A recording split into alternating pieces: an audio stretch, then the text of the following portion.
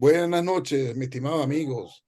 Recibo un cordial saludo de la Sociedad Venezolana de Cirugía Ortopédica y Traumatología en este viernes 10 de febrero del 2023, una fecha importante para nosotros y que cambió el día, como ustedes recuerdan, el evento de nosotros son los días sábados. Sin embargo, hoy por razones de fuerza mayor, estamos con el webinar el día viernes en la noche. Este es un webinar importante, vamos a hablar de un tema también bastante controversial y esperamos que sea del gusto de todos ustedes esta disertación que se va a hacer el día de hoy. Nos dejo siempre de agradecer a nuestros aliados de la sociedad, que gracias a ellos nosotros podemos estar haciendo esta actividad académica de forma gratuita. Quiero agradecer la presencia de los compañeros que están el día de hoy con nosotros. Tenemos a nuestros amigos, el doctor Rincón de Colombia, el doctor García y el doctor Sánchez por Venezuela, quienes nos van a disertar sobre la cadera limítrofe, cuáles son los nuevos conceptos y ampliar las actividades. Quiero recordarles también que nuestro Congreso Nacional será en la ciudad de Porlamar, Estado de Nueva Esparta, del 27 al 29 de septiembre. Los esperamos. Comuníquense con la sociedad a través de nuestro link sbcot.org.be y allí van a conseguir ustedes toda la información requerida para podernos nosotros ver en la ciudad. Seguimos trabajando, seguimos adelante. Bienvenidos a este webinar y vamos a entonces dar inicio al mismo. Doctor Gustavo García.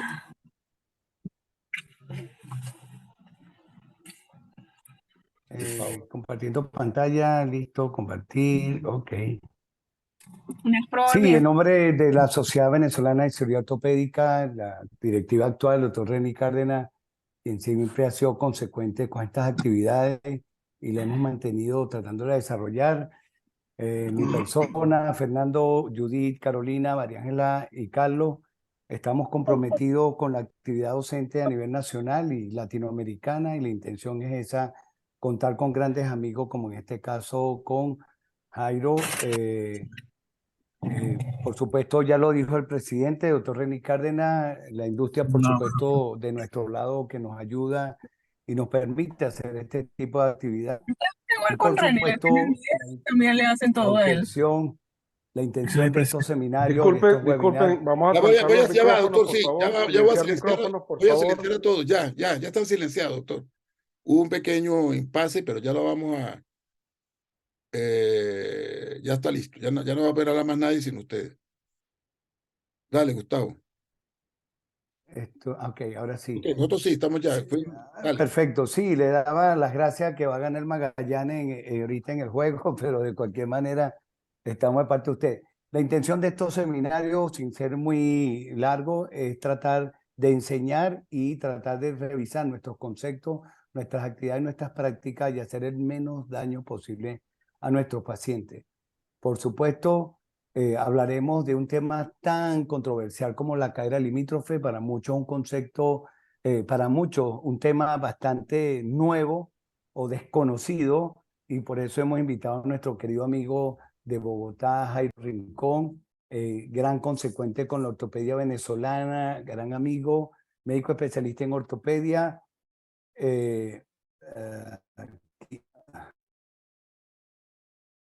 Especialista en reemplazo articular de cadera, Universidad del Bosque, diplomado en docencia y fundación universitaria. Bienvenido, Jairo, gran amigo. Y por otro lado, ya con un nivel de experiencia en cirugía preservadora de cadera, Miguel, quien estuvo con el gran Bernardo Aguilera, estado de los Hospital Miguel Pérez Carreño, fellowship en artroscopia y preservación de cadera y médico de la Policlínica Metropolitana. Mi persona como coordinador del comité de cadera, la intención es buscar que podamos sacarle provecho a este invitado de primera, hacer su pregunta por el chat, se le dará prioridad a las preguntas relevantes de la audiencia que tengan que ver con el webinar, Y ese es lo más importante. Por supuesto, el equipo campeón, esperemos que gane. Y por supuesto, cerramos y le damos paso a Miguel y al doctor Jairo Rincón. Bienvenido, Jairo, esta es tu casa. Muchas gracias. Miguel, ¿quieres hacer algún comentario, alguna introducción o arranco? Yo creo que podemos arrancar. Ya Gustavo habló sobre la relevancia y la gran controversia que hay alrededor de este tema. Un tema que ha tenido, sobre todo en los últimos años, bastante, se ha desarrollado, se han cambiado los conceptos, se han ampliado y creo que vamos a tener una gran discusión sobre eso. Adelante, doctor. Perfecto. Quiero confirmar que estén viendo mi pantalla. Sí, señor. Perfecto. Perfecto, muy bien. Mire, doctor, y 80 participantes. Maravilloso. A pesar del partido. Por el juego. Excelente. Seguramente son colombianos todos, pero gracias por conversar. Seguramente. Perfecto, muy bien. Quiero comenzar mostrándoles este artículo que es una revisión sistemática de la literatura y un metaanálisis que fue publicado el año pasado de la Universidad de Washington, en donde hay un líder de opinión que es el doctor John Cloisi, y él nos muestra cómo la prevalencia de la cadera limítrofe en la población asintomática es hasta del 20%. ¿Qué quiere decir eso? Que probablemente hemos dejado ir de nuestro consultorio pacientes que tienen dolores en la cadera, sin artrosis, y se nos han ido sin un diagnóstico apropiado. El objetivo de este webinar es mostrarles la cadera limítrofe no como una medición radiológica, sino como el concepto que reúne un montón de variables para lograr llegar a este diagnóstico. Quiero agradecerle a la Sociedad Venezolana de Ortopedia y Traumatología por la invitación. Mi nombre es Jairo Alonso Rincón, soy ortopedista y traumatólogo de la Universidad del Bosque. Hago parte del grupo de reemplazos articulares y artroscopia de cadera del grupo Colsanitas, hoy en día llamado Keralty.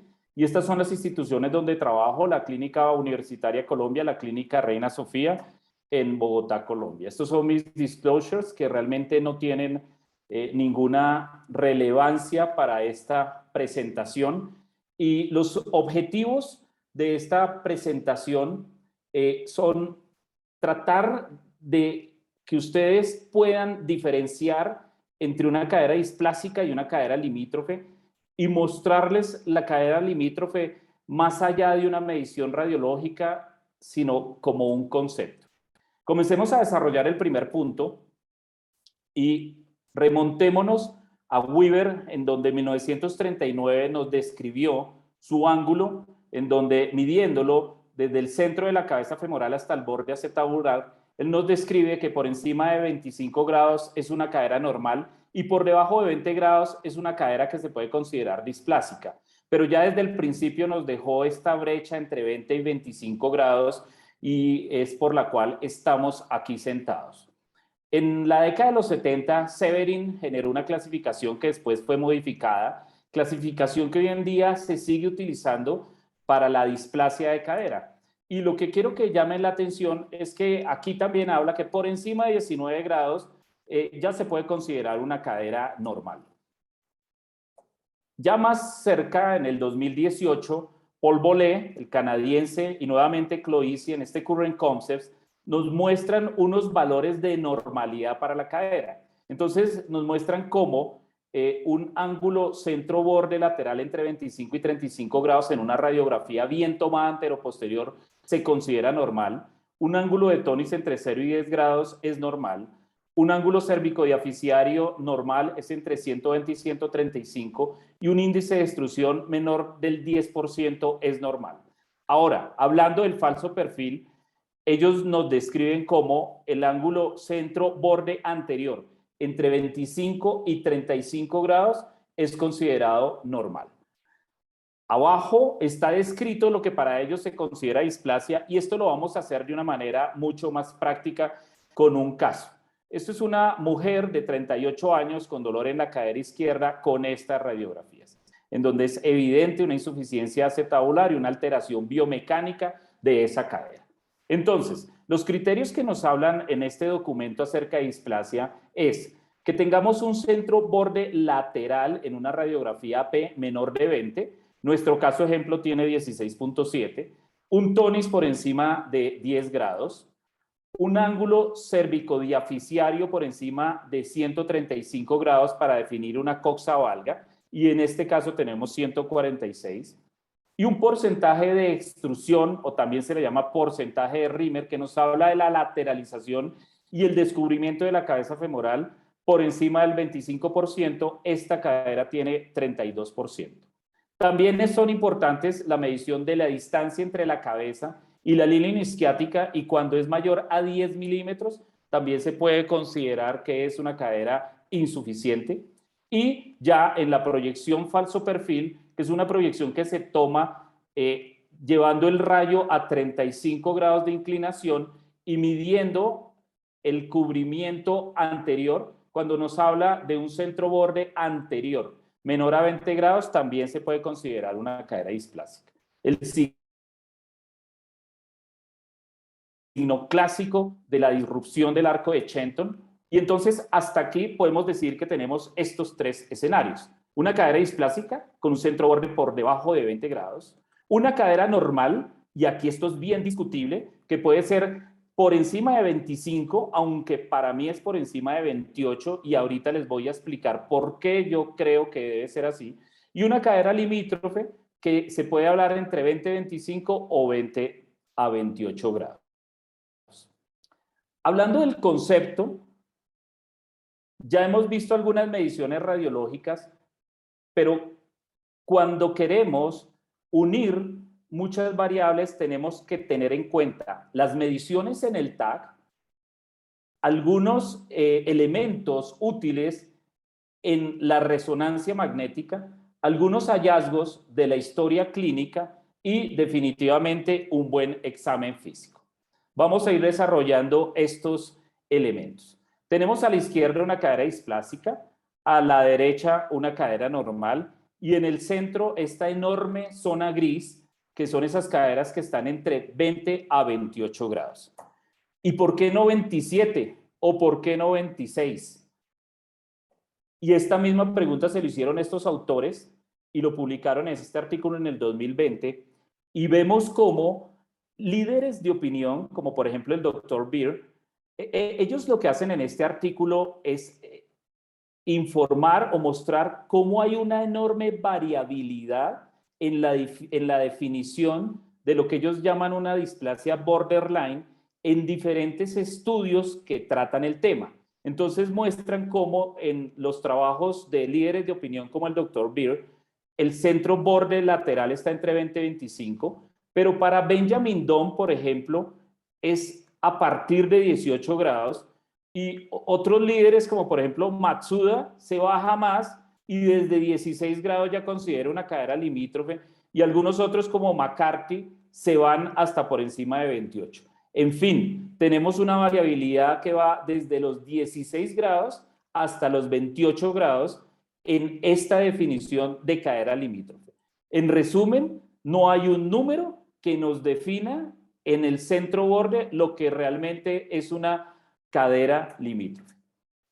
Lo que sí es cierto, y lo muestran unos estudios biomecánicos, es que se aumenta en un 13% la probabilidad de desarrollar artrosis de cadera por cada grado de pérdida de cobertura lateral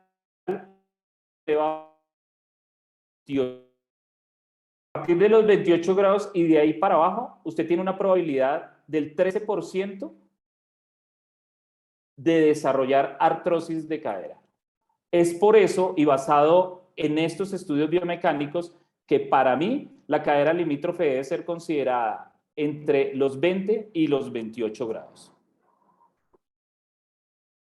En cuanto al centro borde anterior, medido en la radiografía de falso perfil, se debe considerar la cadera limítrofe entre 20 y 25 grados. Y ojo con esto, cada vez le están dando mayor relevancia en los estudios biomecánicos al ángulo de tonis. Se considera que si tenemos un tonis mayor a 15 grados, probablemente estemos enfrentándonos a una cadera que sea inestable. Y ojo, que es la primera vez que toco el término inestabilidad y quiero que lo tengan muy en cuenta porque de aquí en adelante les voy a hablar mucho de inestabilidad de la cadera. Otra medición que es supremamente importante realizar cuando tenemos estos casos que no son muy claros, que son confusos, es el índice de la pared anterior. Este índice se toma midiendo el borde de la cabeza femoral hasta el borde de la pared anterior y se divide en el radio.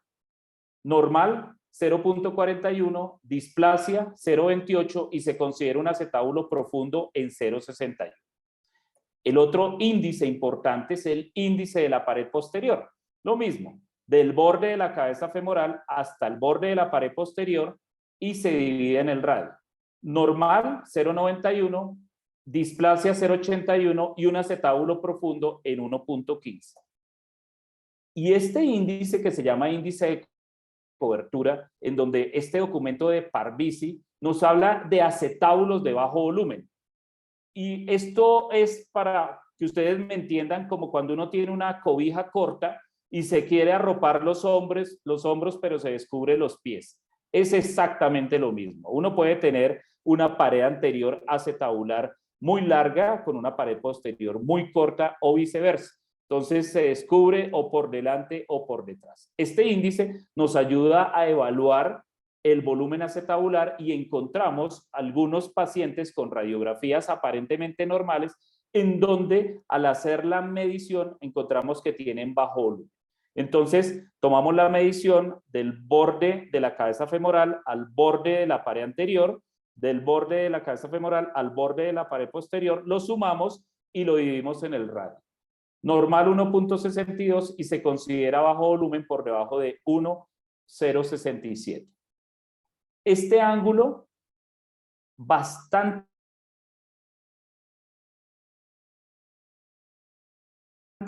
Fair Index, en donde se toma una medición desde la ceja de Pauwels y se prolonga esta línea y luego se toma el tercio medio de la cicatriz que deja la línea fisiaria.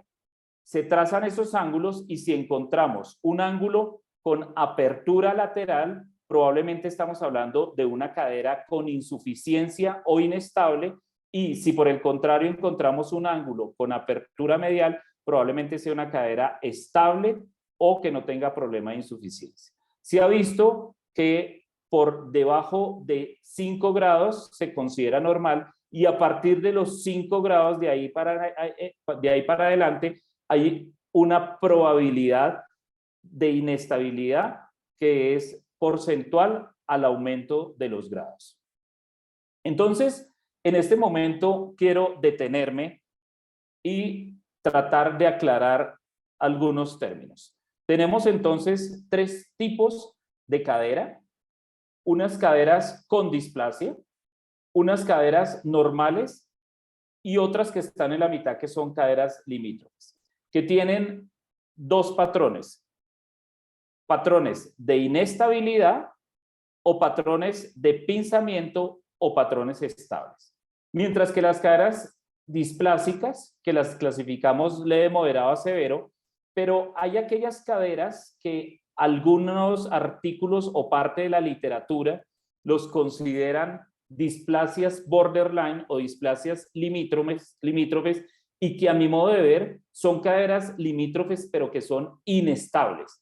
Para mí, una cadera limítrofe inestable es lo mismo que una displasia borderline. Y por el contrario, una displasia borderline no es una cadera limítrofe porque estas caderas pueden tener un patrón de pinzamiento, es decir, pueden ser caderas estables. En resumen, y esto es un concepto mío, las displasias borderline son caderas limítrofes que tienen un patrón de inestabilidad. Vamos a hablar de los otros puntos de lo que yo llamo el concepto, porque hasta el momento solo hemos hablado de la parte de los rayos X. Entonces, la tomografía, muy importante, en donde si debemos hacer las siguientes mediciones. El ángulo de sector acetabular anterior, en donde si es menor de 50 grados, probablemente estamos enfrentándonos a una insuficiencia de la pared anterior. El ángulo de sector acetabular posterior, en donde si tenemos un ángulo por debajo de 90 grados, probablemente estemos hablando de una insuficiencia de la pared posterior. Y la sumatoria de los dos, que es el ángulo de sector acetabular horizontal, en donde si estamos por debajo de los 140 grados, probablemente haya una insuficiencia que ya toca evaluar a expensas de qué es. La otra imagen que podemos obtener en una tomografía es el TAC para medición de anteversión femoral. Cada vez se le está dando mucha más importancia al estudio de la versión del fémur proximal. Vemos cómo, entonces, con este tipo de tomografías, podemos identificar si el paciente tiene más de 24 o 25 grados de antetorsión, que para mí es el término más apropiado cuando hablamos del fémur proximal, de 24 o 25 grados, y estaríamos hablando de que probablemente estemos enfrentados a un patrón de inestabilidad.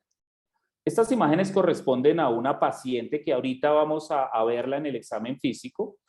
El ángulo se mide trazando una línea que una las dos corticales de los cóndilos posteriores y otra línea que pase por el cuello femoral.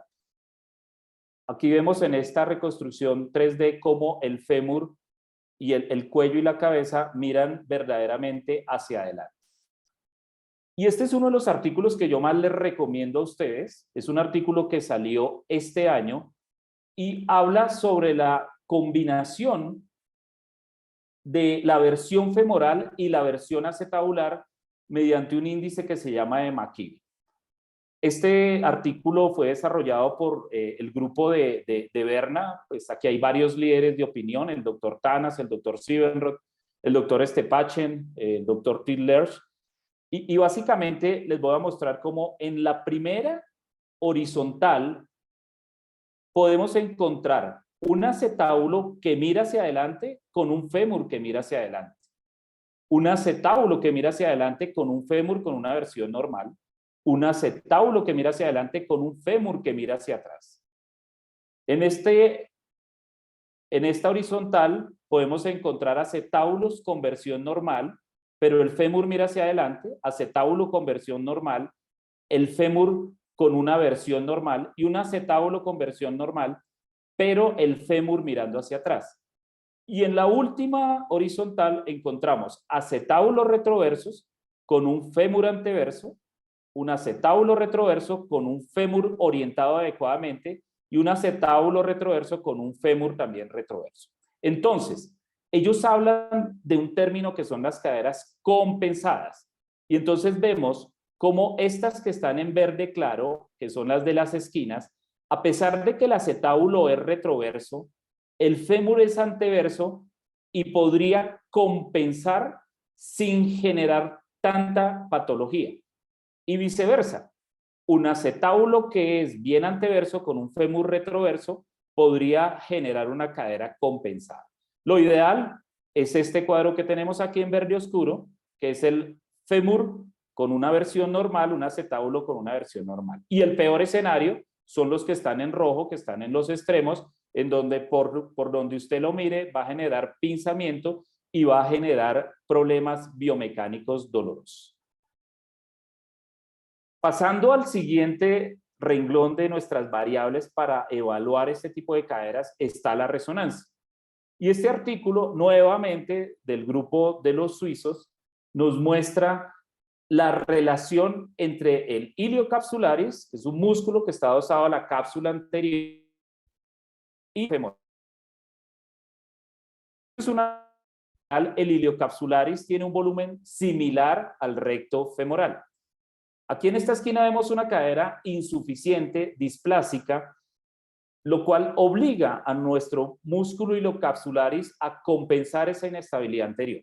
Es decir, podemos encontrar fácilmente iliocapsularis hipertróficos. Es decir, hay una alteración en la relación entre el iliocapsularis recto femoral, que lo vemos aquí. Vemos aquí en caderas displásicas cómo esa relación se invierte y vemos aquí qué pasa con el pincer y con el control. Entonces, tener muy en cuenta el ilio capsularis como un signo indirecto de inestabilidad anterior en este tipo de pacientes. Otro parámetro más es la longitud del labrum. Vemos en este estudio cómo cuando tenemos un centro borde menor a 20, tenemos labrum que son bastante grandes, tanto en la parte lateral como anterior. En general, se puede considerar que un labrum está hipertrofiado cuando tiene más de 7 milímetros, y esto sucede en compensación de la inestabilidad anterior que puede estar generando este tipo de caderas en donde la Z1 es verdaderamente insuficiente. ¿Qué pasa con el examen físico y con la historia clínica? Vemos cómo este documento, publicado en el 2012, nos habla de que las personas con pinzamiento femoroacetabular pueden tener una presentación clínica diferente a los pacientes con displasia. Y creo que esto lo hemos vivido todos en nuestro consultorio y notamos cómo la abducción y la rotación interna fueron significativamente menores en los pacientes con pinzamiento y generan dolor con esta maniobra, lo cual puede no suceder porque esto entra en todo el marco de las posibilidades y nada es absoluto con pacientes con caderas insuficientes o limítrofes que puede que tengan una enorme rotación interna sin mayores síntomas. Entonces, otro punto para tener en cuenta en el examen físico. Evaluar la versión femoral con el test de Craig. Esta señorita es la dueña de las imágenes radiológicas y del TAC que les he venido mostrando, y vemos cómo hay una asimetría en la torsión femoral de predominio izquierdo en esta paciente. Entonces, tener en cuenta en el examen físico la evaluación de la antetorsión femoral, mirar si el paciente es valgo, mirarle las rótulas. Es frecuente que estos pacientes también vengan acompañados de dolores patelofemorales. Mirar la progresión de la marcha, por lo general estos pacientes tienen marcha en progresión interna, y los criterios de hiperlaxitud ligamentaria, hiperextensión de la rodilla, hiperextensión de los codos, que la metacarpofalángica del quinto dedo supere o llegue a los 90 grados y que sean capaces de tocar el antebrazo con el pulgar. Todo esto nos lleva a considerar que es una paciente hiperlaxa y que probablemente estemos enfrentados más a un patrón de inestabilidad. Durante los test clínicos, este test de aprensión, o también llamado test de inestabilidad, en donde con la cadera enferma encima y el paciente en decúbito lateral, hacemos extensión de la cadera y empujamos la cabeza femoral hacia adelante, intentando generar este efecto que por lo general, como ven la mano de la paciente, manifiesta dolor no atrás donde uno empuja la cabeza femoral, sino adelante. Esto es lo que se considera un test de aprensión o de inestabilidad positivo, y básicamente uno intenta reproducir lo que estamos viendo aquí en este video. Por el contrario, cuando estamos hablando de un patrón de pinzamiento, los pues ya muy conocidos test de flexión, aducción y rotación interna de Fadir o el test dinámico de rotación interna generan un conflicto anterior entre el cuello femoral y el acetábulo con una sensibilidad del 94% y una especificidad del 9% para el diagnóstico de pinzamiento femoroacetabular. Este tipo de patrones entonces nos pueden sugerir que estemos hablando de una cadera estable con pinzamiento a pesar de que es limítrofe. En este documento que publica el grupo, el doctor Martin Beck, nos hace una especie como de resumen, una lista de chequeo de lo que debemos tener en cuenta cuando evaluamos esas caderas limítrofes con un valor predictivo estimado de acuerdo a la revisión que él hace. Entonces, 1, la disrupción del arco de Shenton, el incremento de la distancia entre la lílea isquiática y la cabeza femoral, un recentramiento de la cabeza femoral en las proyecciones en abducción, el signo decreciente posterior cuando hacemos una resonancia magnética con medio de contraste, un Fear Index que aquí él habla mayor de 2, aunque hay algunos que hablan mayor de 5, perdón, un centro borde lateral menor de 20, un ángulo de Tonis mayor de 10, un ángulo cervicodiaficiario de mayor a 135, una antetorsión femoral mayor a 25, la hipertrofia labral, el incremento del volumen del músculo iliocapsularis y en ocasiones encontramos rupturas del ligamento redondo.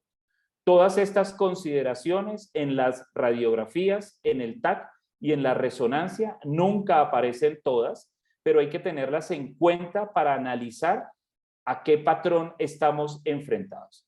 Esto es un paciente que operamos creo que hace como unos 8 años, ya hace bastante tiempo, con el doctor Noza, con un centro borde 24 y un tónice en 11. Y cuando entramos a la artroscopia, vimos un labrum gigantesco, enorme, con una importante ruptura labral. Le colocamos 2 puntos de sutura y un labrum con una lesión degenerativa importante. Este paciente no evolucionó bien, siguió con dolor, desarrolló rápidamente artrosis y a los 2 años y medio ya le estábamos haciendo una artroplastia. Eso a veces sucede en estos pacientes cuando tienen patrón de inestabilidad y no son claramente identificados. Para finalizar, este es un algoritmo que yo construí basado en la revisión de la literatura que hice para esta conferencia, en donde quiero mostrarles en azul los 3 tipos de cadera que podemos encontrar. Las caderas displásicas a un lado, las caderas normales al otro y en el centro, esta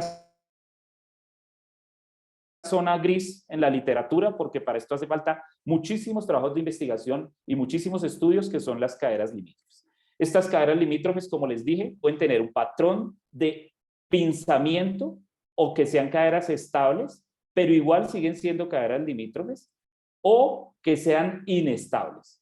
Y las caderas displásicas, algunas de ellas o algunos trabajos en donde hablan de displasia limítrofe, que a mi modo de ver no son más que caderas limítrofes que son inestables y que no pueden considerarse igual una displasia borderline a una cadera limítrofe, ya que hay displasias, por lo general las displasias borderline no tienen patrón de estabilidad.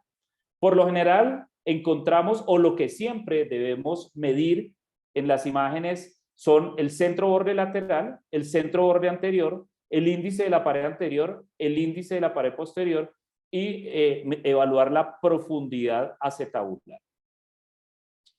Esto que está en naranja son patrones que podríamos o no encontrar en cada lado, ya sea una cadera limítrofe estable o una cadera limítrofe inestable. Entonces, en las inestables podríamos encontrar un tonis de mayor de 15 grados. Como les dije, hay literatura que soporta que el índice de tonis es bastante bueno para predecir el buen resultado de una cirugía en una cadera limítrofe. Un índice de cobertura bajo, un FEAR mayor a 5, una anteversión femoral aumentada, una hipertrofia labral, una hipertrofia del iliocapsularis, evaluar todos estos puntos que pueden indicarnos que estamos enfrentándonos a una cadera inestable. Y por el otro lado, los patrones de estabilidad son tonis por debajo de 10, índices de cobertura normales, un FEAR menor de 5, una anteversión femoral normal, un labrum normal y un iliocapsularis normal. En cuanto al examen físico, hacia la tendencia a la inestabilidad, los genus valgus, las marchas en progresión interna, pacientes hiperlaxos, test de aprehensión positiva en el examen físico y rotaciones internas bastante aumentadas. Y con patrón de estabilidad, todo aquello que genere abducción o rotación interna dolorosa, como por ejemplo reincorporarse después de estar sentado, subir o bajar de un carro o hacer giros cuando estamos acostados. Básicamente esto era lo que les quería decir. Los dejo con este algoritmo como última diapositiva. Esto es algo que yo construí basado en revisión de literatura. Para esto hay que investigar muchísimo, creo que falta muchísima investigación. Hay varios artículos que hablan sobre resultados de artroscopia y de osteotomía en caderas displásicas, pero en caderas con estos patrones limítrofes creo que hace falta todavía investigar mucho en la literatura. Muchísimas gracias. Le cedo la palabra al doctor Sánchez. Bueno, muchísimas gracias, doctor Jairo. Excelente su presentación. muy pedagógica y nos hace entender cómo ha cambiado el concepto de esta condición, de esta patología desde la época del doctor Weaver hasta este momento. Y es que, como usted dice, la palabra estabilidad era lo que antes se pensaba que era nada más para la cadera limítrofe, y en este momento pues hay otro tipo de variables como las que mencioné ahorita, que nos permiten entender mejor lo que está pasando. Estos pacientes que acuden con displasia limítrofe muchas veces vienen por patología, por dolor, y cuando uno les plantea esta posibilidad de que tengan una cadera que tiene una alteración en su forma, en su orientación espacial, y que va a ameritar probablemente un tratamiento bastante, en algunos casos bastante agresivo, como es una osteotomía, es como, yo nomás venía por un dolor de cadera leve y ahora tengo 20 años, me están ofreciendo hacer una osteotomía. Es un paciente bastante, que hay que hablar con ellos mucho, hay que explicarle muy bien, y a los familiares. Hay una zona gris, como habíamos hablado, donde estos síntomas y estos hallazgos y esta clínica se mezclan y son variables, y se complican más cuando, por ejemplo, comenzamos a ver lesiones de cartílago, cuando comenzamos a ver pacientes que tienen más de 40 años. Es un concepto que está todavía, como usted dice, le hace falta mucha investigación. Ahí no hemos hablado ni siquiera del tratamiento, nada más estamos enfocando el concepto. Pero cuando hablamos de tratamiento, básicamente pues hay las opciones que son la artroscopia de cadera, la osteotomía o la cirugía de reemplazo, y la que también se está hablando ahorita bastante, que es la artroscopia combinada con la osteotomía. Eso daría tema para otro webinar, porque realmente los trabajos que están saliendo en este momento no tienen mayor duración, son a medio término, no son trabajos de a largo plazo, y todavía la evidencia no es adecuada. Gustavo, con respecto a los pacientes que tienen más edad. Sí, justamente yo quería preguntarte, aprovechar tu experiencia, Jairo, y que sé que todo esto, ese concepto de cadera limítrofe tiene que ver con la incorporación de actividades físicas diferentes a las que practicábamos hace 20, 30 años. O sea, ahorita la gente, todo el mundo habla de un crossfit, todo el mundo habla de trepar una pared, todo el mundo... ¿Qué opinas tú de eso? Porque ese concepto nunca lo habíamos mencionado, y como estaremos hablando de esto de hace 10 años y ahorita es que cogió forma este nombre, tiene que ver con esas caderas silenciosas que ya estaban enfermas anatómicamente, o eran el extremo de la campana de Gauss, y que se sometieron a una actividad diferente y produjeron estas molestias. Correcto, con frecuencia encuentro uno caderas que tiene mediciones de pronto no tan dramáticas, unos centros bordes de 26 grados, como el caso que mostré, tenía un centro borde de 24 y no se veía tan descubierta, y decidimos hacerle una artroscopia de cadera. Pero efectivamente podemos tener pacientes en donde uno le hace unas mediciones juiciosas y encontramos que no son caderas in extremis, por ponerle algún nombre, pero que el paciente o la paciente comenzó a hacer ballet. Hay artículos en donde describen que ese tipo de actividades pueden inducir a la elongación capsular y puede generar mayor inestabilidad, porque se reproduce la elongación y se intenta generar mayor inestabilidad. Entonces, definitivamente la respuesta a lo que usted me dice es que sí, hay actividades en donde si usted me pongo a hacer sentadillas con carga, me pongo a saltar lazo, me pongo a trotar, o actividades de impacto que no había hecho antes, pueden comenzar a generar la sintomatología. Un punto también que es importante y que yo creo que también es parte de lo que debemos recalcar en la conferencia de hoy, en el webinar de hoy, es la sospecha clínica. ¿Okay? Hay suficientes indicios cuando viene un paciente contándonos su historia, su motivo de consulta. La evaluación clínica nos debe hacer sospechar, tenemos que ser acuciosos en un examen de cadera, no puede ser rápido, nada más por pues, tocar, y hay que saber qué es lo que estamos buscando, porque es bastante frecuencia. Fíjense que cuando usted comenzó su charla dijo que un 20% de las caderas de los pacientes asintomáticos son son sintomáticos, tienen displasia borderline. Entonces, no es una patología infrecuente. Es una patología que yo podría decir que es bastante frecuente. Pero hay preguntas, por lo menos no las han hecho, estamos esperando que la gente se incorpore, que se tomen un traguito y rompan un poquito la pena, ¿no? Como dicen aquí en Venezuela. La pregunta es, ¿hasta cuándo nosotros podemos estar haciendo, y yo hablo con Miguel mucho y Bernardo Aguilera, siempre conversamos, las maniobras de exploración de la cadera, ¿hasta dónde podemos hacerlas? Porque hoy tenemos un hombre de 50 y pico de años, 60 años, y no es lo mismo no es lo mismo explorar una rodilla de un artrósico, la cadera de un artrósico o de una persona a de un deportista. O sea, buscando esos diagnósticos, esas caderas que empezaron a doler, Jairo y Miguel, la preguntaba para los dos. ¿Debo hacerle a un paciente de 60 años todas las maniobras cuando podemos esperar que le puedan doler bueno, porque está viejo o porque comenzó la vejez? Pregunto. Sí, realmente hay varios estudios que hablan sobre la sensibilidad y la especificidad de los diferentes test para el diagnóstico de las diferentes patologías intraarticulares y extraarticulares de la cadera y siempre se concluyen con diferentes grados porcentuales de sensibilidad y especificidad, que realmente no hay posibilidad de un test específico para lograr llegar a un solo diagnóstico en la cadera. Entonces, se basa mucho en ser secuencial, lógico y coherente el examen físico con la información que le dio el paciente.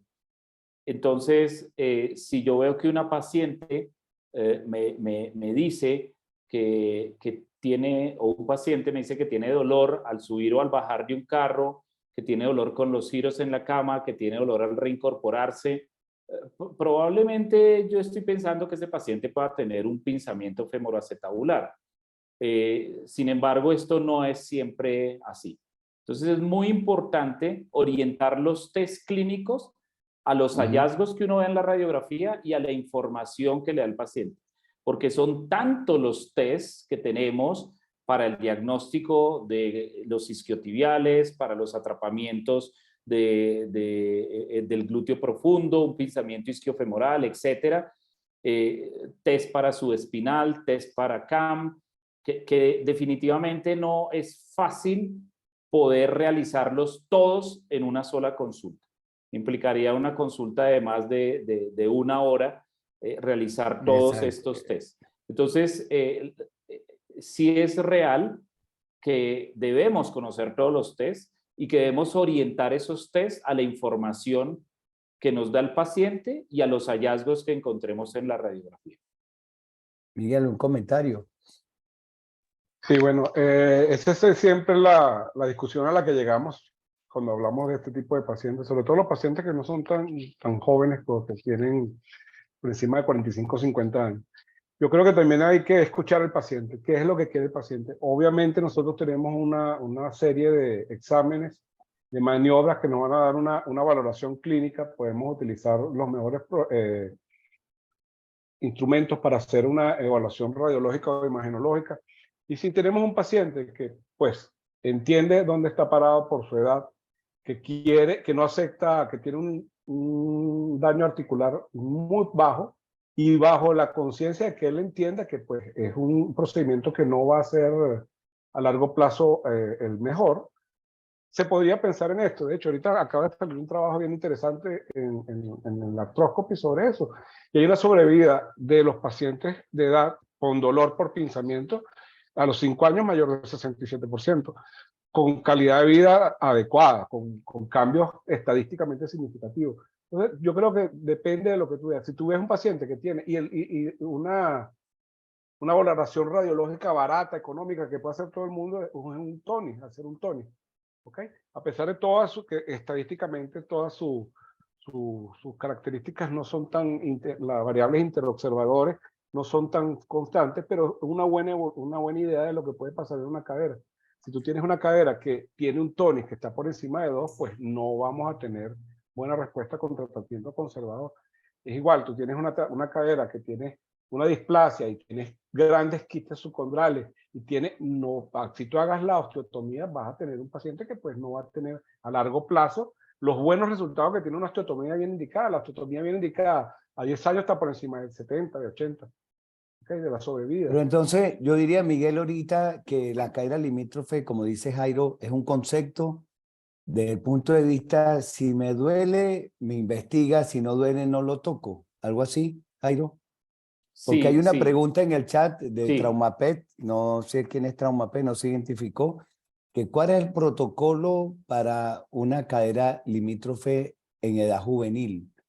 Sí, Esa pregunta la... lo estoy leyendo. En caso de que el Ajá, paciente presente una entonces cadera tú limítrofe, diagnosticamos cadera limítrofe si el paciente acude porque, doctor, me caí, me hiciste una placa y empiezo a estudiarte o sea, ¿cómo es la conducta del manejo de un paciente y yo digo que tiene una cadera limítrofe y ahora le voy a hacer algo o no le voy a hacer algo? Protocolo, Jairito.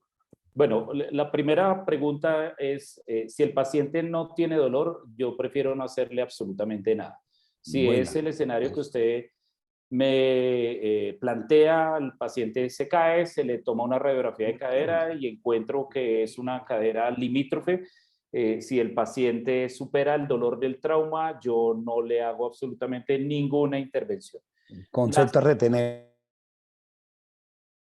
Buena esa, sí. La segunda pregunta, en caso de que el paciente presente una cadera limítrofe en edad juvenil, ¿qué protocolo recomienda? Bueno, lo primero es eso, identificar que el paciente tenga dolor y efectivamente si está consultando seguramente es porque hay alguna molestia. Lo segundo es pues tomar las radiografías pertinentes. En mi esquema de manejo yo les pido AP lateral, unas proyecciones de un 45-90 y un falso perfil.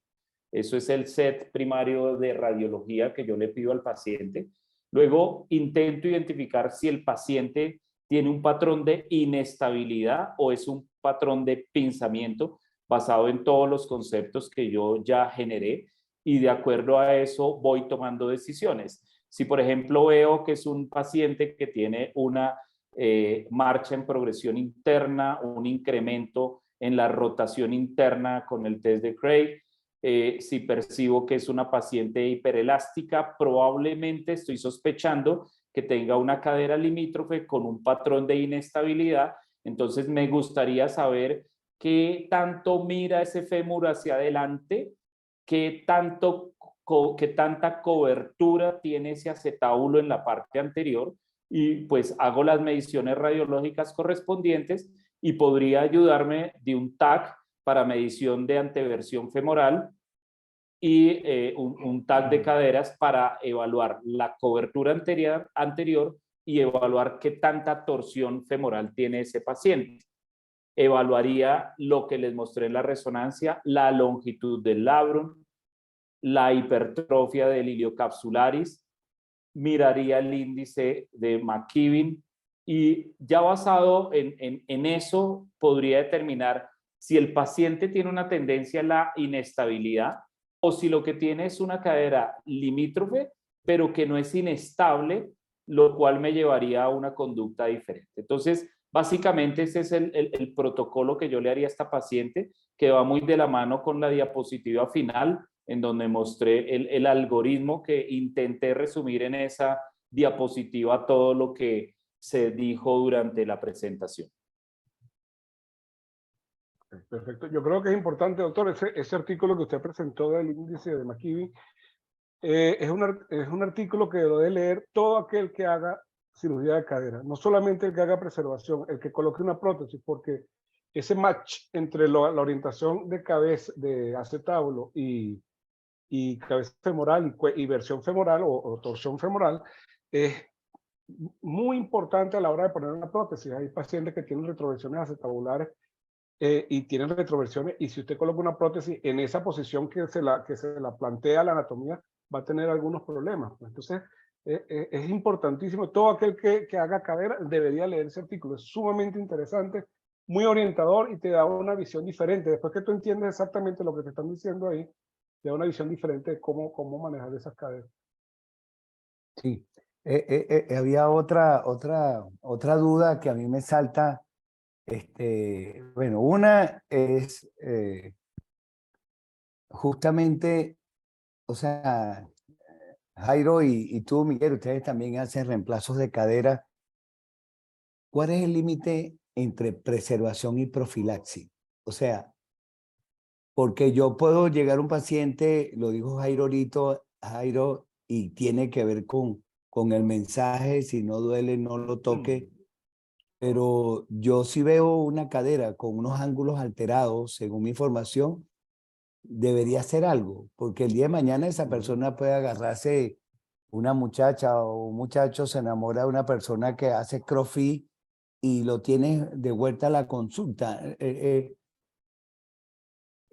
O sea, ¿dónde está el límite de tú preservar o no hacer nada si ya tienes unos cambios radiológicos evidentes? Y yo sé que la pregunta es escabrosa y puede ser que me dejen de hablar para toda la vida, pero yo los quiero mucho y yo, No, pues, fíjate, la Gustavo. próxima vez les puedo brindar un whiskycito, un michecito, lo que ustedes digan, Sí, pero hace díganme ustedes que son preservadores, tienen una anatomía alterada, llegó a la consulta. Es como el que llega, el nene con una luxación de cadera, la mamá chiquitico congénita, usted lo vio y usted le hace sus medidas.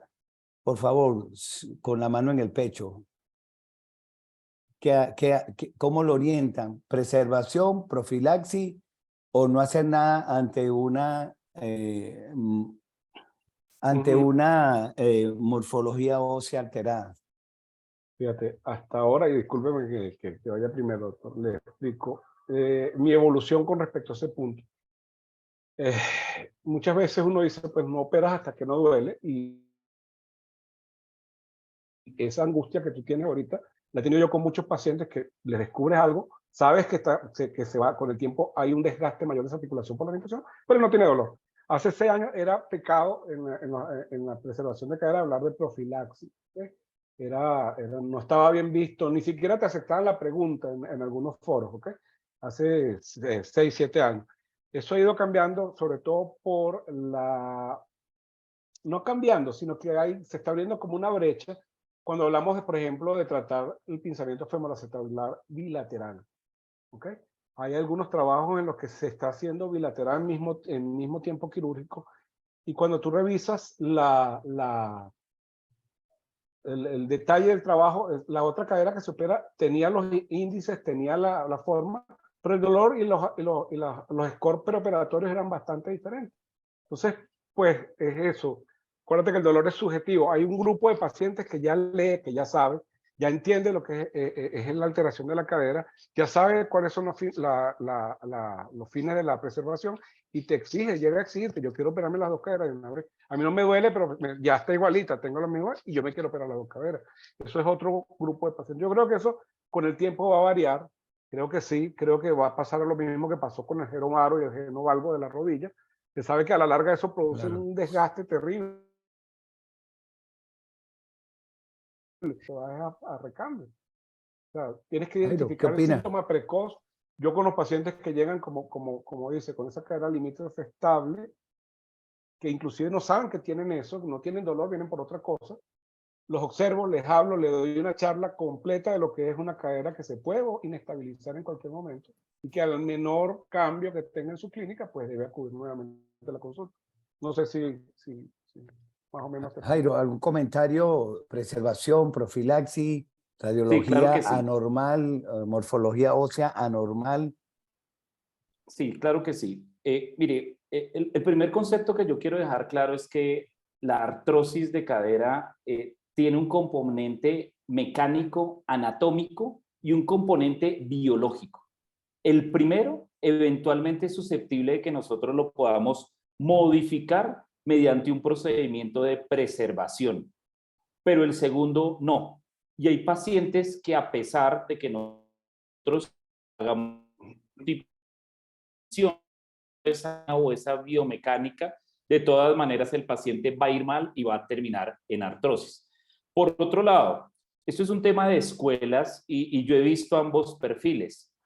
Hay la tendencia del paciente que tiene un pinzamiento femoroacetabular y se le corrige artroscópicamente, y la otra cadera está muy similar, sin síntomas.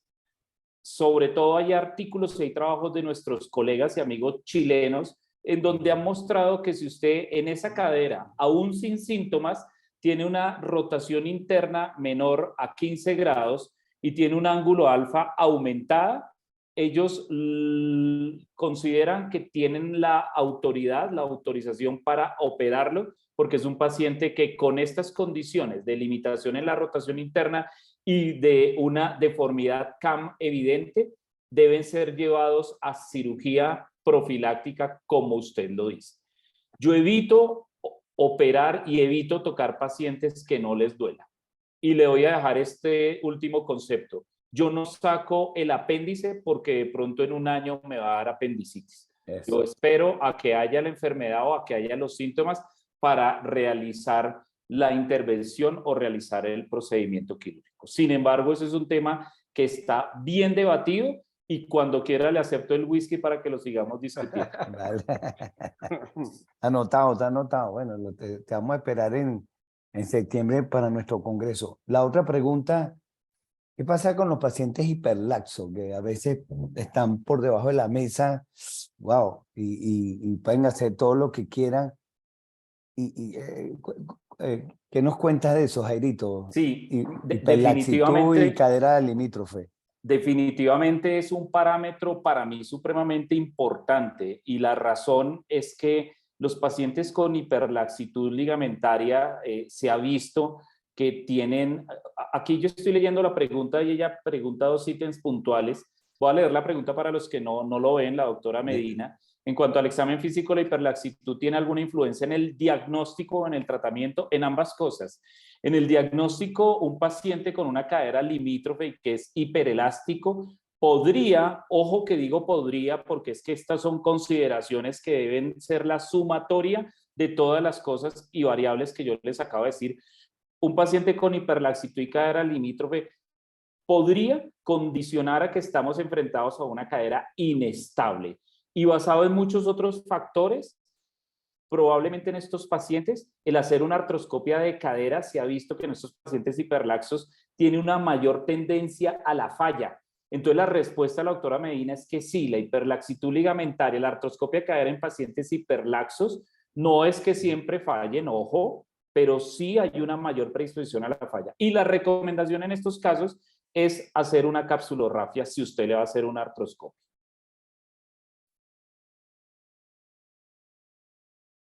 Miguel, un comentario. Sí, es una pesadilla, igual que en el hombro, la hiperlaxitud es una pesadilla cuando tenemos pacientes, sobre todo atletas, bailarinas, que necesitan esos rangos articulares para su actividad y que pues esa hiperlaxitud le permite inclusive hacer algunas cosas que cuando tú las estudias hay trabajos interesantes donde se ha visto las bailarinas, por ejemplo, haciendo split y han tomado las imágenes y se sublujan, las caderas están sublujadas en el split. Y ahí esa hiperelasticidad le permite llegar a esos rangos. Es un tema escabroso, es un tema difícil, estoy de acuerdo, concuerdo con el doctor. Si uno decide tocar una cadera que tenga artroscópicamente abierta, lo que sea, que tenga hiperlaxitud, la aplicatura de la cápsula y el manejo de la cápsula, no solamente la aplicatura, el manejo de la cápsula. Hay tendencia ahorita a hacer capsulotomías mínimas, ¿okay? Para manejo, por ejemplo, de los pacientes que tienen pinzamiento y hiperlaxitud. Y eso es lo que ha ido pues mejorando los índices, pero realmente no a la larga o en general no tienen buen diagnóstico. Sí. Hay otra pregunta que siempre queda en el tapete. Siempre la displasia de cadera en los jóvenes, pudiéramos hablar hasta de osteotomía pélvica. ¿Eso es igual para una cadera limítrofe? ¿Podemos pensar en osteotomía? ¿Cuál es el tratamiento quirúrgico de una cadera limítrofe? Sería la pregunta. Ok. Entonces, mire, de pronto la parte final de ese algoritmo que yo mostré es que usted puede terminar en 3 escenarios. Usted puede tener una cadera limítrofe ya con artrosis. Fácil, hay que hacerle un reemplazo de cadera. Usted puede tener una cadera limítrofe con un patrón de inestabilidad, con un labrum muy grande, con un centro borde muy pequeño, y esos pacientes posiblemente vayan mejor con una osteotomía periacetabular. Pero si usted tiene una cadera limítrofe que tiene un patrón de estabilidad o un patrón de pinzamiento, probablemente a esos pacientes les vaya bien con una artroscopia, con una aplicatura capsular en algunas ocasiones, y no les cierra las puertas a futuro, si es que la sintomatología persiste, para pensar en hacerle una osteotomía periacetabular, si es que acaso lo necesita.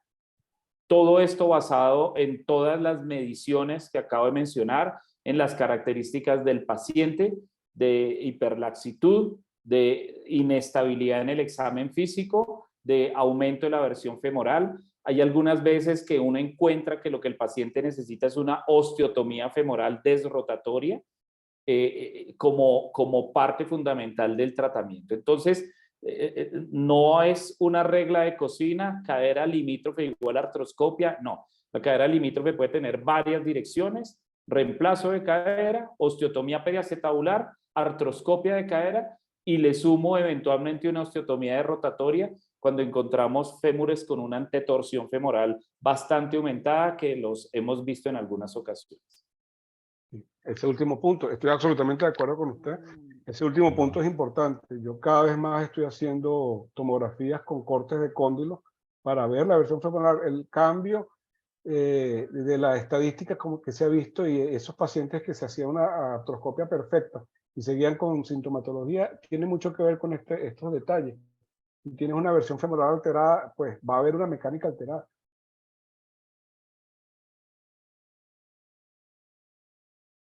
Pues hay que saberlo, y encarece los costos del estadio. ¿Puedes presentar el caso que tiene? Bueno, okay, perfecto. Déjame compartir pantalla. Sí, antes de ver cómo está perdiendo Colombia en el béisbol ahorita, seguimos con tu caso, güey. Fíjate, este es un caso que llegó la semana pasada. Ok. Déjame quitar aquí.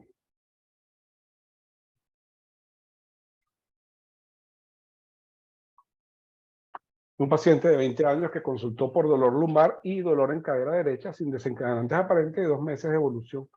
Paciente joven sin otro tipo de antecedentes contribuidores para la enfermedad actual. En el examen físico, un paciente que tenía, desde el punto de vista de la evaluación de la espina toracolumbosacra, solamente había un poco de contractura paravertebral y movilización ligeramente dolorosa, la flexoextensión en la unión lumbosacra, sin alteración en la sensibilidad ni en la fuerza muscular. Cuando se evalúa cadera, yo siempre evalúo cadera, así venga por una lumbalgia sin cadera, sin sintomatología, comienzan a aparecer algunas cosas. Aquí vamos a ver que tenía el paciente aprensión al examen físico. Eso es un signo que para mí es importantísimo. Ese paciente que es temeroso, que se defiende sin saber exactamente por qué, y tenía alteración para la flexión, alteración de la cadera derecha a 110 grados menos más o menos con respecto al otro, y doloroso. La rotación interna era bastante dolorosa, de 10 grados. La rotación externa del lado derecho era de 90 grados. Fíjate que el lado izquierdo no presenta dolor. La aducción 60 grados dolorosa y la aducción 40 grados no dolorosa. Había maniobras positivas de pinzamiento para la cadera, predominio derecho, con maniobras de pinzamiento subespinoso positivo. Esa maniobra es cuando flexionan la cadera por más de 90 grados, que aparece dolor en la cara anterior. También podemos ver que había alteración en el glúteo medio, era muy doloroso a la exploración del glúteo medio, igual que la palpación del tocante mayor del lado derecho, que era positiva. Fader positivo del lado derecho, Fadir positivo del lado derecho. El espacio subglúteo no mostró ninguna alteración. Lo que más me llamó la atención es que cuando viste la maniobra de extensión, aducción y rotación externa, que es la maniobra que explicó el doctor, en la cual llevamos la cabeza femoral hacia su mayor presión hacia los elementos anteriores, era sumamente dolorosa del lado derecho y dolorosa del lado izquierdo. Entonces, impresiones diagnósticas. Ya va. Primero, lumbalgia, que fue el motivo de consulta por el que viene. El paciente no parecía más que una lumbalgia mecánica sin compromiso radicular ni de ningún otro tipo. Y había una coxalgia que era bilateral, a mi entender, predominantemente derecha. ¿Okay? Y es aquí donde comienza la controversia, diría yo. Miguel, una pregunta para Ujú. darle provecho a tu caso. ¿Tú a todos los pacientes con lumbalgia jóvenes le pides radiografía de cadera o esto fue un hallazgo que conseguiste? Cuéntame cómo fue eso. No, a todos mis pacientes, jóvenes o no, que vengan que me den pruebas positivas en el examen físico de alteración en la cadera, les pido la cadera. Sí, a todos mis pacientes que vienen con dolor lumbar, a todos mis pacientes que vienen con dolor en las rodillas, les evalúo la cadera. La incidencia de la coexistencia de lumbalgia en pacientes, por ejemplo, lo más frecuente, pinzamiento, es altísima, es encima del 50% de los pacientes puede tener una alteración o una afección lumbar. Entonces sí, examino todos los pacientes, les examino cadera y si hay algún signo positivo en el examen, le pido el protocolo de cadera. Fíjate que yo dejo... Ajá. No, le iba a preguntar a Jairo. Jairo, tú manejas la lumbalgia en jóvenes, le haces radiografía de cadera, es el mismo procedimiento. No sé, pregunto porque es interesante todo lo que uno puede conseguir con un muchacho. Te pregunto, Jairo. Si el paciente ya tiene radiografías de columna, si el paciente tiene una sintomatología muy clara de columna, y yo siempre les examino la cadera. Si no logro desencadenar dolor, no les pido radiografías. Porque me puede pasar dos cosas. Uno, que el paciente le encuentre algún tipo de patología, por ejemplo, una cadera limítrofe, y pues es importante para el paciente que lo sepa y que lo conozca. Pero igual, como les dije, si el paciente no tiene sintomatología, pues realmente proveniente de la articulación, realmente yo no lo voy a operar. Uno opera a estos pacientes ¿para qué? Para aliviar el dolor. Y si el paciente no tiene dolor y uno lo opera, puede comenzar a generar dolor. Sí. Entonces ese es otro tema. Ahora, sin embargo, es muy cierto lo que dice el doctor Sánchez, y es que hay una coexistencia importante entre la patología de columna, la patología de rodilla y la patología de cadera, y sí o sí lo examino, pero no siempre le pido imágenes diagnósticas. Exacto. Vale, adelante, Miguel. Bueno, este paciente, pues con esta impresión diagnóstica, le pido su evaluación radiológica. Yo hago el mismo set de radiografías que pide el doctor, una proyección anteroposterior.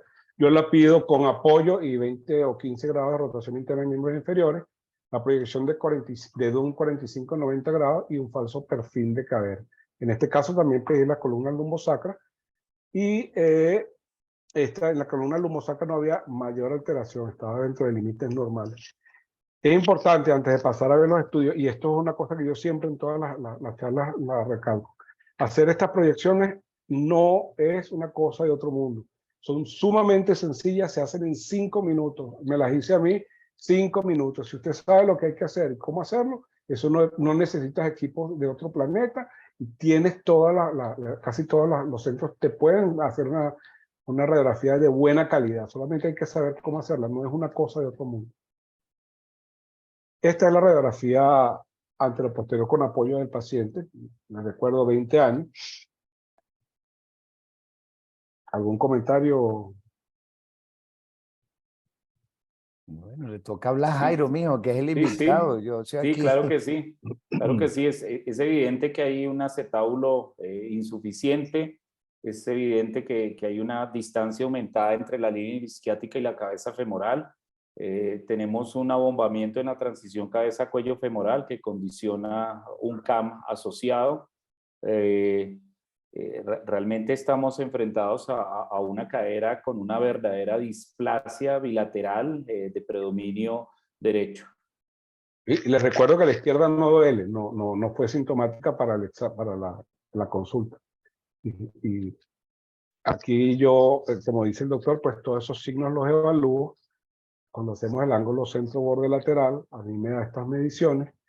Tenemos una displasia moderada, de leve a moderada del lado derecho, y nada más por ángulo, que estamos hablando de ángulo, y tenemos una displasia o una falla de cobertura del lado izquierdo. Que está Miguel, te voy a estar interrumpiendo por algunas cosas. Adelante. Sí, hay residentes que están conectados, algunos especialistas junior que están empezando. Estas mediciones tú las haces a través de un software especial, lo haces a través de, ¿cómo lo hace? Corto y preciso. Yo invierto tiempo en hacer mis mediciones, las hago yo mismo. Utilizo un software que es gratis, que se llama Radiant, que tiene todas las herramientas. Y lo que hay es que saber hacerlo. En lo que las hace las mediciones en 10 minutos. Realmente sí te quita 10, 15 minutos en los casos difíciles, pero ese prefiero software hacerlo yo. Radiant lo tiene como una aplicación que la Es consigue. un lector de imágenes de icon. Es un lector, se llama Radiant y es el que yo utilizo para todo esto. Tiene herramientas suficientes para hacer. Obviamente hay unos software que son comerciales de las casas comerciales que son una maravilla, pero por lo menos aquí en Venezuela están negadas las casas comerciales a traerlo y con esto es suficiente. Yo creo que con esto uno puede tener una muy buena idea de lo que está ¿Algún pasando. comentario, Jairo, de cómo medir esta radiografía? ¿Tienes tú un software especial? Sí, Utiliza. sí, nosotros tenemos uno que nos da la empresa, la compañía que se llama CareStream, pero hay uno muy bueno que yo recomiendo bastante que es el Osirix. El Osirix es muy amigable, es excelente. Bueno, ok, Miguel, continúa. Ok, otras cosas que vemos en la radiografía y es importante porque siempre tenemos la noción de que las displasias todas son de cubrimiento de la cadera hacia adelante y en este caso podemos ver las flechas blancas están señalando las espinas isquiáticas y eso significa un signo de espina isquiática, que significa que esto es una retroversión acetabular. No es la mayor probabilidad de que sea una retroversión cuando tú tienes el signo de espina isquiática, que no deberíamos verlas en esa proyección, es que sea una retroversión. Igual el signo de crossover y el signo de descubrimiento de la pared posterior, cuando el centro, estos puntos verdes son el centro de la esfera, aproximadamente el centro de la esfera, y fíjense que la línea de la pared posterior debería tocarlo o cubrirla ligeramente y está descubierta completamente. O sea que este es un caso que muy probablemente se trate de una retroversión acetabular. La otra cosa importante, que en este caso, disculpen, yo no lo hice, fue la medición del ángulo cervicodiafisario. Recordar, como dijo el doctor, la coincidencia de coxa valga, sobre todo en los pacientes que tienen displasia, y esto es importantísimo pues por todo lo que habíamos hablado anteriormente. La otra medición, No, Jairo, si quieres, puedes interrumpir en aras sí, de docencia, por favor, y bueno, con este caso que está bien interesante, tus comentarios son valiosos. Todas esas son críticas constructivas. Claro que sí, Gustavo, pero veo que está llevando muy bien el caso del doctor Sánchez. Si encuentro algo que tenga que interrumpirme, Bernardo Aguilera le jala las orejas, mijo. Ya con su permiso lo haré. Y por último, lo que les había comentado, yo estoy comenzando a utilizar el índice FAIR. Realmente me cuesta un poco, es difícil a veces conseguir la línea, la cicatriz en la cabeza femoral, pero hay que aprender a verla. Eso básicamente es lo que hay que hacer, aprender a verla. Y aquí vemos que la cadera izquierda, el índice, la proyección, es más o menos, diría yo, que hacia números menores, en cambio la del lado derecho, que es la que aparentemente está más descubierta. A mí me dio, no la puse aquí tampoco, pero la medición estaba descubierta aproximadamente el 40-50%. Y el ángulo de este índice FAIR también está más alterado con respecto al otro. Las líneas del lado izquierdo son un poco más paralelas que las líneas del lado derecho. Jairo, ¿algún truco para medir de esta línea? Tú que has hecho bastante... Sí, hay que jugar con los tonos de grises del software de la radiografía. Ir modificándolo hasta que uno logre verlo. Incluso hay alguna versión de negativo que a veces sirve para tratar de identificar eso. Entonces, la forma de medirlo es que se identifica esa cicatriz fisiaria. Identificada la cicatriz, se toma el tercio medio, se traza una línea en el tercio medio, como muy bien lo representa el doctor Sánchez con esos 2 puntos, y luego se prolonga esa línea. Y la otra línea es en toda la ceja de Powell. Si usted busca el borde medial, la línea y la prolonga. Eso es la forma de hacerlo. ¿Puedes repetir que se fue el audio?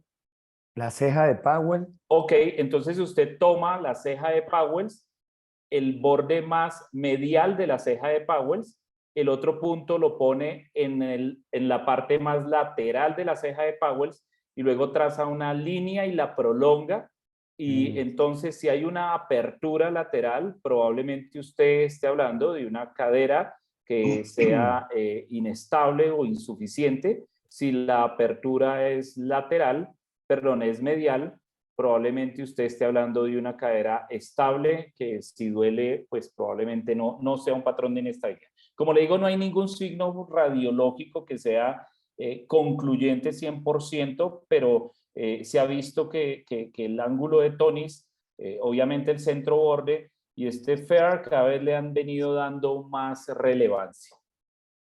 Ok.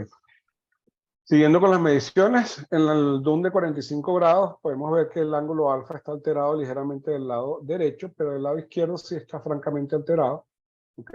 Lo que nos habla de la posibilidad de que tenga, si tuviese sintomatología, eso es algo donde podemos discutir, que haya un pinzamiento femoroacetabular. La otra cosa que no se ve en este momento es que hay la presencia de quistes reactivos en la unión cabeza-cuello, que también apoya la posibilidad de que esta cadera esté pinzando. ¿Okay? ¿Hay algún comentario, doctor? Me parece muy interesante pues que tenemos aquí dos patrones un poco diferentes. La cadera derecha, a mi modo de ver, una franca cadera inestable con una franca displasia. La cadera izquierda menos displásica y que podría de pronto considerarse una cadera limítrofe, que fue a lo que quise llevar la conferencia, entre aprender a diferenciar una cadera displásica y una cadera limítrofe. Y creo que aquí podemos estar en ese escenario en un solo paciente, lo cual es muy enriquecedor para el webinar. Vale. Y por último, yo siempre hago también en la medición del ángulo centro-borde anterior. Hay que tener perspicacia para hacer esto, hay que buscar cómo se hace, porque no todo lo que uno ve en la proyección de antero-posterior corresponde a la línea articular. Se pueden ver aquí que aparentemente hay cobertura hasta acá, pero realmente la línea articular es donde está donde hay más esclerosis. Entonces, están alterados los dos ángulos un poco más en el lado derecho que el lado izquierdo. Correcto, doctor Sánchez. Eso es una excelente apreciación y es uno de los errores que cometemos absolutamente todos cuando comenzamos a hacer estas mediciones e intentamos trazar o medir ese ángulo bien lateral ahí donde, por ejemplo, en la cadera izquierda, donde usted tiene el punto rojo más lateral, de pronto lo puede mostrar usted. Ahí tenemos la tendencia de cometer el error de trazarlo en ese punto y efectivamente la línea se debe trazar al final de la zona densa, donde finaliza el espesor de esa imagen. Ahí es donde se debe trazar. Entonces es muy importante esto que usted está recalcando, porque es un error que todos hemos cometido. Y lo otro, pues, de esta proyección es el tipo de espina anteroinferior, que es una espina que sobrepasa la línea articular y que es la que nos está dando la sintomatología de pinzamiento subespinoso, sobre todo del lado derecho. Al ver la espina ilíaca anteroinferior sobrepasa por delante la línea articular, eso es lo que explica que este paciente, cuando está sentado en lugares normales, no tiene molestia en esa zona, pero cuando sobrepasa los 90 grados, que el cuello, y ahí es importante que se entienda, es el cuello que pega o tiene conflicto con la espina. Esto se considera inclusive un pinzamiento extraarticular. Miguel, hay una pregunta del chat del doctor Fernando López, que si esa medición no varía si el fémur está en aducción o abducción. Esto es con el paciente de pie, la técnica es con el paciente de pie y está estandarizada. Usted ve una radiografía cuando ya los radiólogos, hay que tomarse el tiempo para estar con ellos y que aprendan. Ellos te hacen la radiografía y vas a verla, que esta forma que estamos viendo, independientemente de la versión, va a ser la perfecta. Aquí no estamos hablando de la cabeza nada más. Lo que más importante aquí es ver el ilíaco. Si tú puedes ver la escotadura aquí, la espina, el isquio y todo lo que tiene que ver con un ilíaco visto desde el lateral. Por eso es tan rica la información que te da una buena radiografía, que de verdad que todo el mundo debería aprender a hacerlo.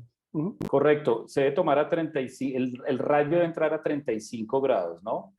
Para obtener esto, y esto, como muy bien lo está diciendo el doctor Sánchez, es una imagen muy útil para evaluar, uno, el descubrimiento anterior, dos, el espacio articular ínfero-medial.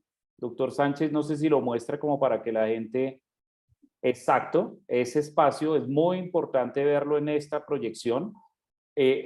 Mirar la cobertura o el descubrimiento anterior y mirar la espina ilíaca anteroinferior que se evalúa de la mejor manera en esta proyección radiológica. Muchas veces cuando uno está intraoperatoriamente en una artroscopia trabajando la espina, yo muevo el intensificador de imágenes precisamente para que me entre más o menos con una inclinación de 30 grados y me muestra exactamente la espina prominente y yo ubico ahí mi fresa para comenzar a hacer la osteoplastia. Es realmente un faro. Esta proyección es muy útil cuando uno está haciendo la compresión de acetaola. Correcto. Dale, Miguel. Bueno, perfecto. Por ahora, esto es todo lo que tengo con este paciente. ¿Cuál es mi plan de estudio? Con todo lo que estoy viendo, tengo pendiente una charla con el paciente y la familia para explicarle que lo que hemos hablado hasta ahora es un resumen. Me parece que es un caso que, a pesar de que no está completo, porque pues recién lo vi, nos permite ver una displasia franca de un lado derecho, una displasia moderada y una borderline del lado izquierdo. No le duele el lado izquierdo realmente, pero las maniobras son positivas, hay que observarla, esa es la conclusión, observar y hablar con él. Si esta cadera se hace dolorosa, pues tiene que entrar en el mismo tren de trabajo que va a entrar la cadera izquierda, la cadera derecha. ¿Qué voy a hacer con él? Voy a hacer las mediciones en tomografía, voy a ver versión femoral y lo más probable es que haga una resonancia magnética. Tú puedes poner la primera imagen radiológica. Hay una pregunta del chat, dice, buenas noches, si se realiza del doctor Oscar Ramírez una remodelación artroscópica para un pinzamiento femoroacetabular, ¿no podría aumentar el riesgo de inestabilidad en cadera limítrofe? Correcto, correcto, muy buena apreciación. Entonces, por eso es importante usted entrar con el diagnóstico al momento de hacer la artroscopia. Si usted decidió una cadera limítrofe hacerle una artroscopia, es porque usted concluyó que está al frente de un paciente que tiene una cadera limítrofe con patrón de pinzamiento. En esos casos, prohibido tocar el acetábulo porque va a generar un mayor descubrimiento y la va a inestabilizar más. Probablemente lo que puede hacer es hacer una osteoplastia femoral, es decir, la corrección del CAM. Entonces hay gente que me dice, no, pero es que las displasias no tienen CAM. Mire, aquí la estamos viendo. ¿Sí? Esto es una displasia que tiene CAM. Entonces usted hace la remodelación del CAM, la osteoplastia femoral, corrige el CAM, probablemente tenga que hacer un reparo labral, porque estos pacientes, como tienen labrum tan grande y como les mostré en el video, casi siempre la inestabilidad anterior genera lesión labral. Usted hace la osteoplastia del fémur, hace la sutura del labrum y probablemente tiene que hacer una aplicatura capsular.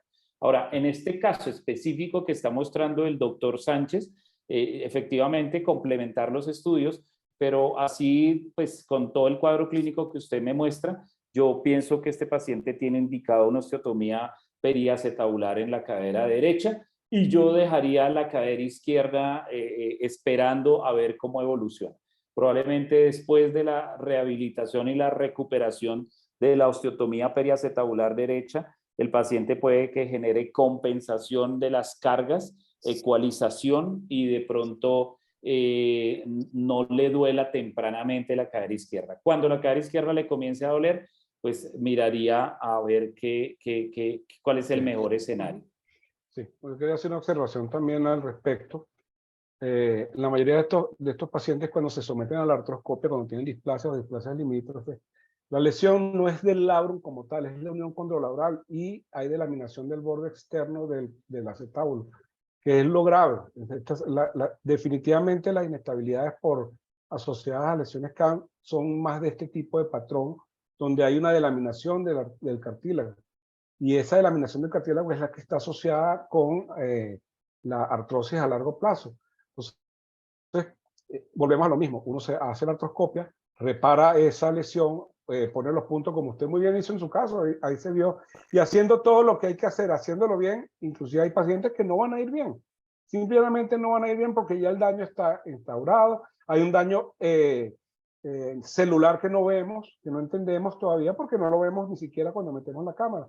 Pero si usted tiene un signo de la ola, que es cuando el cartílago uno lo ve bien, pero lo tocas y hace como una onda, eso significa que ya ese cartílago se delaminó, está separado del lecho óseo, y eso es mal pronóstico, eso definitivamente es mal pronóstico.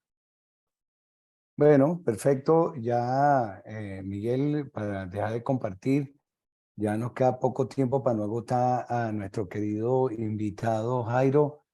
De verdad que rompiste la audiencia, Jairito. Hasta ahorita están 82 personas todavía pendientes, pero yo creo que están 109, 109 fue en el momento Sí, más alto. sí, y no sé si es que a lo mejor estas personas no se imaginaban que este era el juego o estaban confundidos, pues que no sabemos.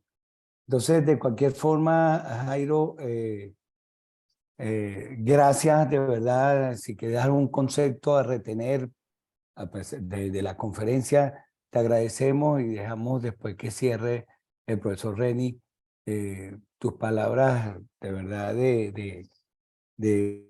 para esa comunidad ortopédica venezolana que estamos tratando de recuperar y que se fortalezca con los conocimientos y con invitados como tú. Jairo. Bueno, muchísimas gracias a la Sociedad Venezolana de Ortopedia y Traumatología por la invitación. Para mí es un honor haber estado aquí y compartir mis escasos conocimientos de un tema que es bastante álgido, bastante debatido, que nadie tiene la última palabra, que muchos de los ortopedistas desconocemos.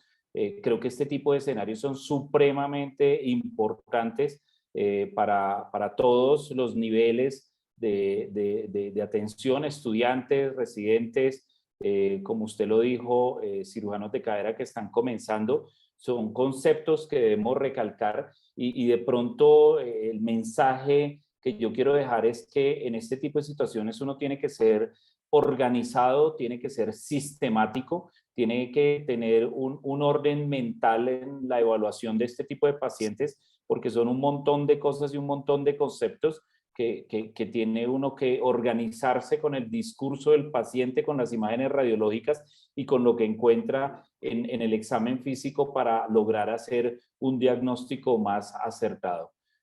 Básicamente es eso. Muchas gracias por la invitación y bueno, quedé sorprendido que a pesar del partido de la final, pues se alcanzaron a lograr 109 participantes. Yo no esperaba una audiencia tan grande. Muchas gracias a todos. Reni o Miguel, ¿algunas palabras? Palabras. Muy emocionado, de verdad que hubo una participación tan buena. Yo creo que discutimos muchísimos puntos de lo que podría ser 2 horas más de hablar, y no hemos hablado de tratamiento. Estoy muy contento también y agradecido con el doctor Jairo y con toda la directiva de la sociedad.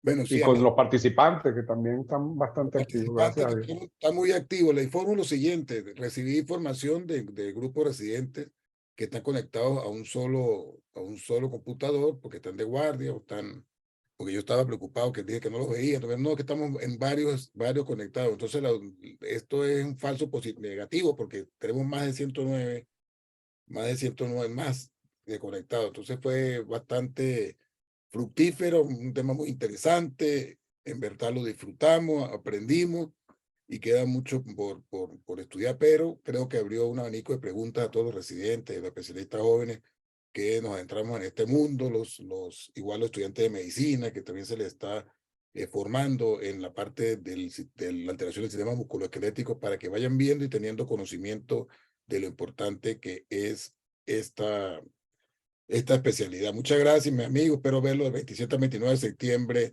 en Por la Mar. Gracias, Gustavo García. Gracias, mi amigo Miguel Sánchez y al profesor Jairo Rincón por su tiempo y por su dedicación con nosotros. Feliz día, feliz noche y bueno, que gane el Caracas. Saludos, doctor. Gana el Magallanes. Buenas noches. Gracias. Un abrazo, Jairito. Un abrazo. Estamos conversando. Muchas gracias a todos.